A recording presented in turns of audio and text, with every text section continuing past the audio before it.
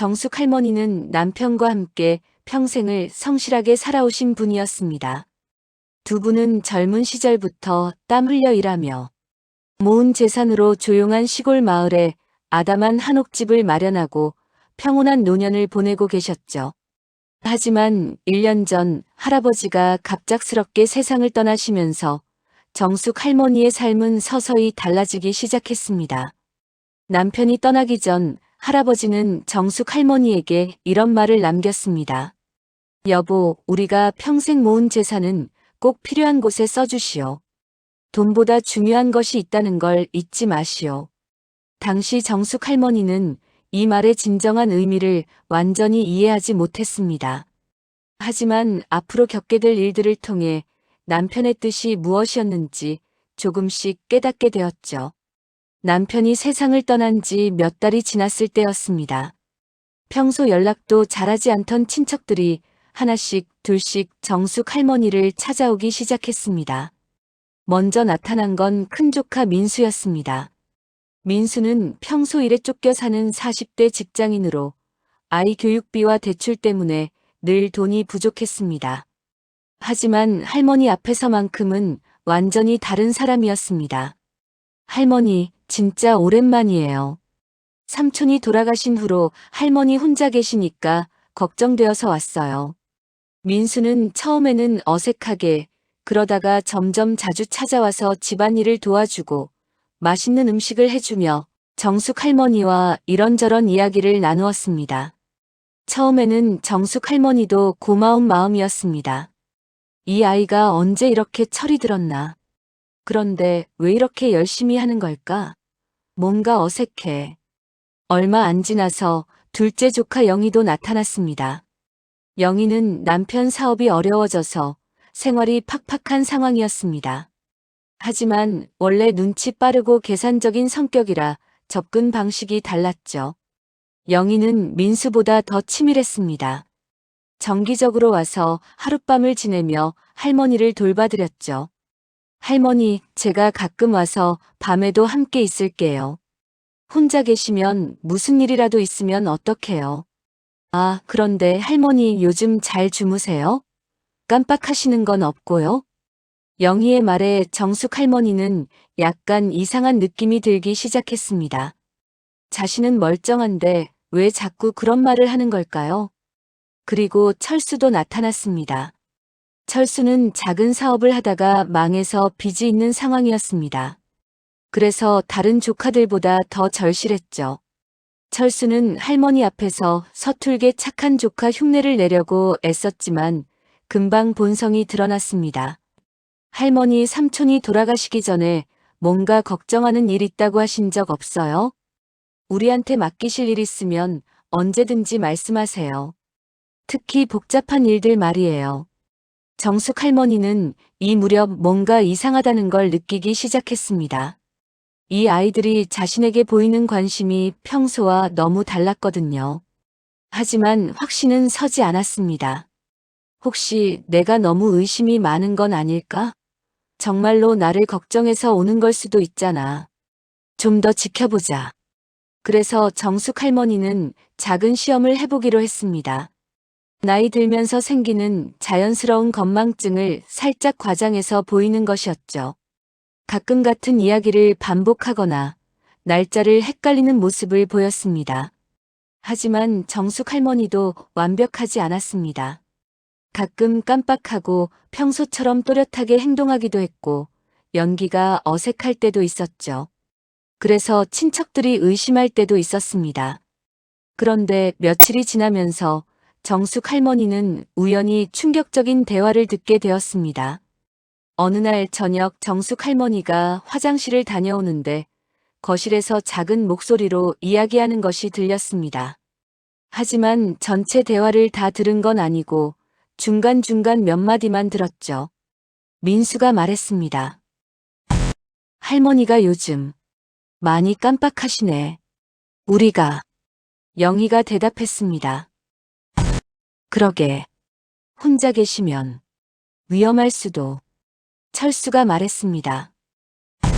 그런데 이 집 관리할 일들 정숙 할머니는 대화의 일부만 들었지만 뭔가 자신에 대해 이야기하고 있다는 건 확실했습니다. 하지만 정확히 뭘 계획하는지는 알 수 없었죠. 며칠 후에는 또 이런 일이 있었습니다. 정숙 할머니가 방에서 쉬고 있는데 부엌에서 조용한 목소리가 들렸습니다. 역시 대화 전체가 아니라 일부분만 들렸죠. 영희가 말했습니다. 할머니가 같은 이야기를 몇 번. 민수가 대답했습니다. 나도, 날짜도 헷갈려 하시고. 철수가 말했습니다. 중요한 일들 처리하시는 것도. 이런 조각조각 들린 대화들로는 정확히 뭘 계획하는지 알 수 없었지만 정숙 할머니는 점점 불안해졌습니다. 그러던 중 정숙 할머니는 오래전부터 마음에 두고 있던 일을 실행하기로 했습니다. 남편의 유언을 따라 재산 일부를 사회에 기부하기로 결정하고 신뢰하는 김 변호사와 상담을 시작했습니다. 하지만 모든 재산을 한 번에 기부하는 건 아니었어요. 일부만 먼저 정리하기로 한 거죠. 김 선생님, 제가 재산 일부를 정리하려고 하는데 아직은 가족들한테 말하지 마세요. 시간을 두고 천천히 하겠습니다. 이 과정에서 정숙 할머니는 친척들의 진짜 마음을 좀 더 확실히 알아보고 싶었습니다. 시간이 지나면서 친척들의 행동은 점점 더 이상해졌습니다. 정숙 할머니가 건망증 같은 모습을 보일 때마다 이상하게 관심을 보이고 가끔은 휴대폰을 들여다보거나 하는 모습도 보였습니다. 어느 날 민수가 물었습니다. 할머니, 오늘이 며칠인지 아세요? 정숙 할머니는 일부러 헷갈리는 척하며 대답했습니다. 오늘이 언제였지? 15일이었나? 영희가 빠르게 말했습니다. 할머니 삼촌 이름 기억하세요? 삼촌? 어떤 삼촌? 누구 얘기하는 거야? 철수가 조심스럽게 말했습니다. 할머니, 중요한 서류들 어디에 보관하세요? 이런 질문들이 계속되면서 정숙 할머니는 이 아이들이 뭔가 계획하고 있다는 확신이 들었습니다. 하지만 정확히 뭘 원하는지는 아직 모르겠더라고요. 그리고 몇 개월 후 정숙 할머니는 재산 일부 기부 절차를 완료했습니다. 하지만 모든 재산은 아니었고 아직 상당 부분이 남아 있었어요. 그리고 이 사실을 친척들은 전혀 모르고 있었습니다. 어느 날 3명의 조카들이 함께 정숙 할머니를 찾아왔습니다. 이번에는 평소와 다른 긴장된 모습이었습니다. 뭔가 중요한 이야기를 하러 온 것 같았죠. 민수가 좀 급하게 말했습니다. 할머니 위해서 좋은 방법 생각해봤어요. 할머니가 안전하게 지낼 수 있는 방법이요. 정숙 할머니는 궁금한 척 물었습니다. 무슨 방법? 영희가 빠르게 설명했습니다. 할머니 혼자 계시는 게 위험해 보여요. 좋은 시설 있거든요. 철수가 재빨리 덧붙였습니다. 그리고 할머니 복잡한 일들 우리가 도와드릴게요. 할머니는 편히 계시면 되고요. 정숙 할머니는 당황한 척 말했습니다. 그런데 나는 우리 집이 좋은데. 갑자기 왜? 민수가 조급해하며 말했습니다. 할머니, 지금이 좋은 때예요. 나중에 더 어려워지기 전에요. 그날 오후 친척들은 정숙 할머니를 반쯤 억지로 시내의 한 중간 정도 규모의 요양시설에 데려갔습니다. 정숙 할머니는 이들이 진짜 뭘 하려는지 궁금해서 따라갔습니다.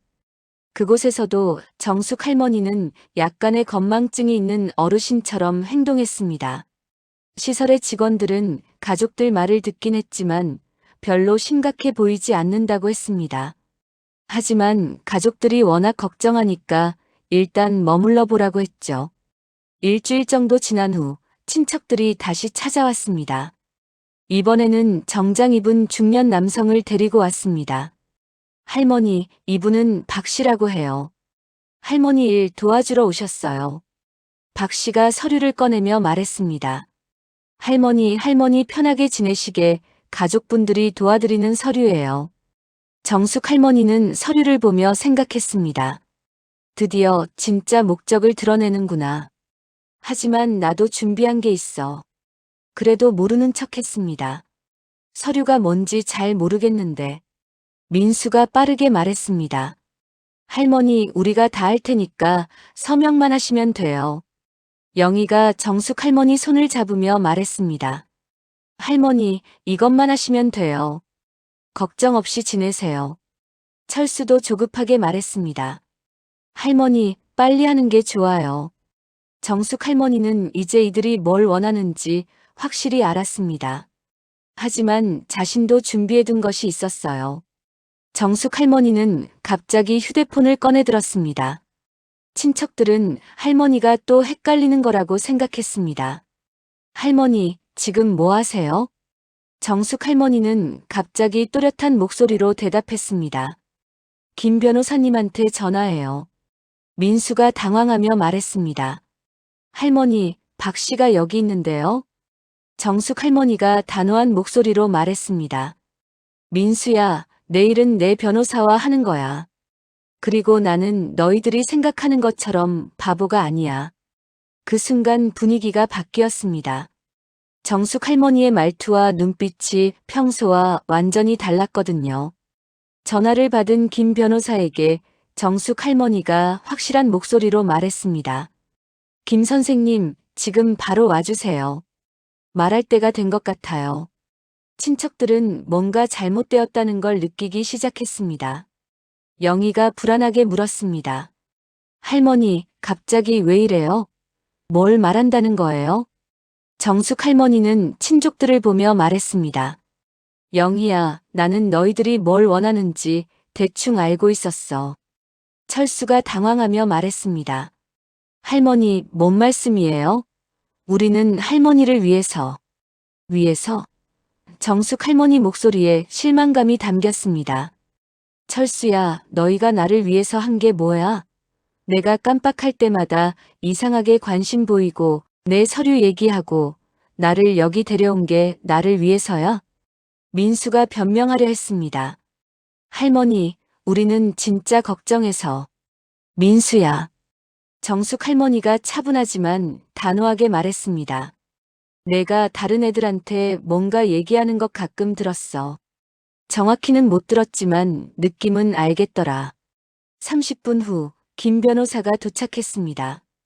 김 변호사는 서류를 들고 있었습니다. 김 변호사님, 이제 설명해 주세요. 김 변호사가 차분하게 말했습니다. 김정숙 어르신께서는 지난 몇 개월 동안 재산 일부를 사회복지단체에 기부하셨습니다. 하지만 모든 재산은 아니고 상당 부분이 아직 남아 있습니다. 친척들이 혼란스러워했습니다. 영희가 조심스럽게 물었습니다. 그럼 일부만 기부하신 거예요? 나머지는? 정숙 할머니가 조용히 대답했습니다. 나머지는 내가 결정할 거야. 하지만 너희들 행동 보니까 누구한테 줄지 대충 알겠더라. 철수가 급하게 말했습니다. 할머니, 우리가 잘못 생각했나 봐요. 다시 생각해 보시면. 정숙 할머니가 피곤한 듯 말했습니다. 철수야, 진심이라면 돈이 있든 없든 상관없이 나한테 와야 하는 거 아니야? 너희들은 할아버지 살아있을 때는 언제 왔니? 친척들은 할 말을 잃었습니다. 상황이 자신들이 생각했던 것과 완전히 달랐거든요. 영희가 조심스럽게 말했습니다. 할머니, 우리도 사정이 어려워서. 정숙 할머니가 담담하게 대답했습니다. 영희야, 너희 사정 나도 알아. 하지만 그렇다고 나한테 이런 식으로 하는 건 맞지 않아. 민수가 후회하는 듯 말했습니다.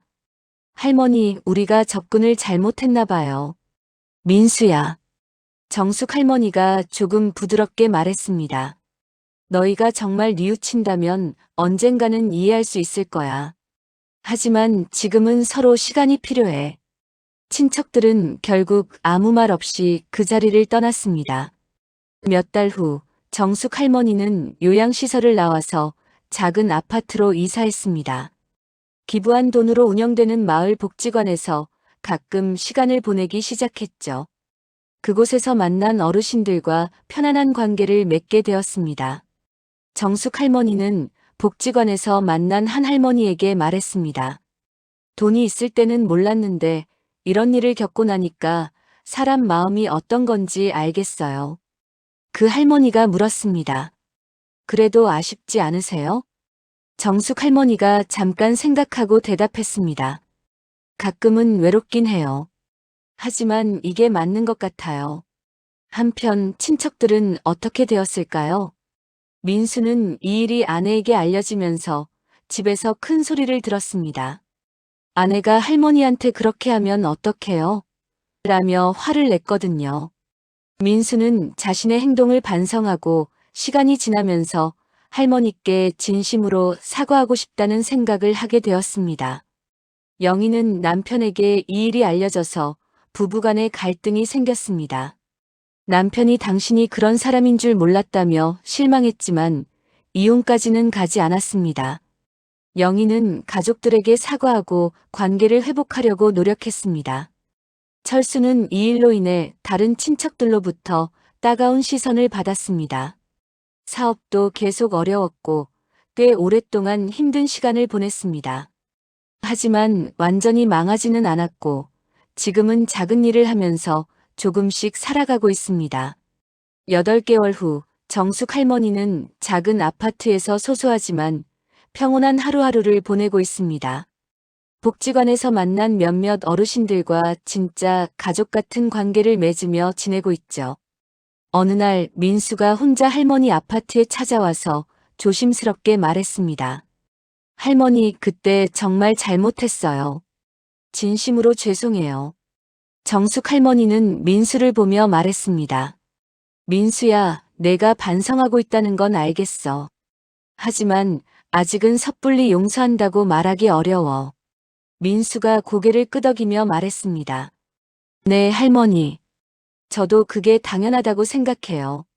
그냥 할머니가 건강하신지 확인하고 싶어서 왔어요. 정숙 할머니는 민수의 진심을 느꼈지만 아직은 마음을 완전히 열기 어려웠습니다. 1년 후 정숙 할머니의 기부금 일부로 마련된 작은 경로식당이 문을 열었습니다.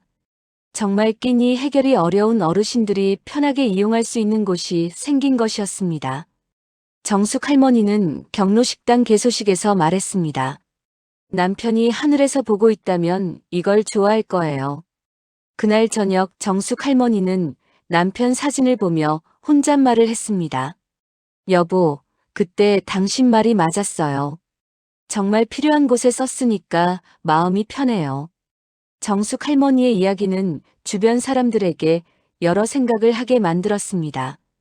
인간관계에서 진심과 이익이 얼마나 복잡하게 얽혀 있는지, 그리고 진짜 가족의 의미가 무엇인지 생각해보게 하는 이야기였습니다. 지금도 정숙 할머니는 복지관에서 이런 말을 하십니다. 사람 마음이라는 게 참 복잡해요. 돈 때문에 관계가 망가지기도 하고 돈이 없어도 진짜 사랑하는 사람들은 곁에 있더라고요. 욕심 때문에 어르신을 이용하려 했던 친척들은 원하던 것을 얻지 못했고 더 소중한 것들을 잃었습니다. 반면 신중하게 나눔을 실천한 정숙 할머니는 돈은 줄어들었지만 마음의 평화를 얻었습니다. 하지만 이 이야기가 완전한 권선징악으로만 끝나지는 않습니다. 사람의 마음이라는 게 그렇게 단순하지 않거든요. 민수처럼 자신의 잘못을 인정하고 진심으로 변화하려는 사람들도 있고, 영희처럼 가족관계를 회복하려고 노력하는 사람들도 있습니다. 돈과 가족관계가 얽힌 복잡한 현실 속에서 과연 무엇이 정답인지는 쉽게 말하기 어려운 일입니다. 하지만 적어도 진심과 거짓은 결국 드러나게 되어 있고 그에 따른 결과도 따르게 마련이라는 것만은 분명해 보입니다. 2년이 지난 지금 정숙 할머니는 여전히 작은 아파트에서 검소하지만 만족스러운 생활을 하고 계십니다. 민수는 가끔 안부를 묻기 위해 찾아오고 영희도 명절에는 인사를 드리러 옵니다. 철수는 아직 자신의 삶을 정리하느라 바쁘지만 언젠가는 할머니께 찾아갈 날이 올 것 같습니다. 정숙 할머니가 요즘 자주 하는 말이 있습니다. 나이가 들어보니까 정말 중요한 건 많지 않더라고요. 마음 편히 잠들 수 있고 아침에 일어났을 때 후회 없이 하루를 시작할 수 있으면 그게 제일 큰 행복인 것 같아요. 그리고 가끔 이런 말씀도 하십니다. 만약 내가 그 돈을 조카들에게 그냥 나누어 줬다면 그들이 정말 나를 더 사랑하게 되었을까요? 아니면 더 큰 욕심을 부렸을까요? 지금도 가끔 그런 생각을 해봅니다. 정숙 할머니의 선택이 과연 최선이었는지는 각자 다르게 생각할 수 있을 것입니다. 하지만 자신의 신념에 따라 살았고 그 결과에 대해 크게 후회하지 않는다는 점에서는 존경할 만한 일이라고 할 수 있겠습니다. 또한 이 이야기는 우리에게 중요한 질문을 던집니다. 가족이라는 이름으로 맺어진 관계가 과연 무조건적인 사랑에 기반한 것인지 아니면 서로의 이익을 위한 계산된 관계인지 말입니다. 그리고 진짜 어려운 상황에서 사람의 본성이 드러난다는 것, 돈 앞에서는 누구나 변할 수 있다는 현실적인 교훈도 주고 있습니다. 하지만 동시에 희망적인 메시지도 담고 있습니다. 진심으로 반성하고 변화하려는 사람에게는 언제든 새로운 기회가 주어질 수 있다는 것, 그리고 진정한 관계는 돈이 아니라 마음으로 만들어진다는 것 말입니다. 정숙 할머니는 지금도 복지관에서 만난 어르신들과 함께 소소한 일상을 나누며 살고 계십니다. 혈연관계는 아니지만 서로를 진심으로 아끼는 사람들과 함께하는 시간이 그 어떤 것보다 소중하다고 말씀하십니다. 마지막으로 정숙 할머니가 최근에 한 말씀을 전해드리며 오늘 이야기를 마치겠습니다. 인생에서 가장 어려운 건 사람을 판단하는 일인 것 같아요. 누가 진심이고 누가 거짓인지 알기가 쉽지 않거든요. 하지만 시간이 지나면 결국 다 드러나게 되어 있어요. 그러니까 우리는 그냥 자신이 옳다고 생각하는 대로 살면 되는 것 같아요. 욕심과 진심, 이익과 사랑 사이에서 우리는 매일 크고 작은 선택을 하며 살아갑니다. 정숙 할머니의 이야기가 그런 선택의 순간들에서 조금이라도 도움이 되었으면 좋겠습니다. 이 이야기는 단순한 권선징악이 아니라 우리가 실제로 살아가면서 마주하게 되는 복잡한 인간관계의 한 단면을 보여주는 이야기였습니다. 완전한 선악구도가 아닌 현실적이고 복합적인 인간의 모습들을 담고 있죠. 오늘도 인생극장을 들어주셔서 감사합니다. 구독과 좋아요, 알림 설정 잊지 마시고 다음에도 여러분의 마음에 울림을 주는 이야기로 찾아뵙겠습니다. 감사합니다.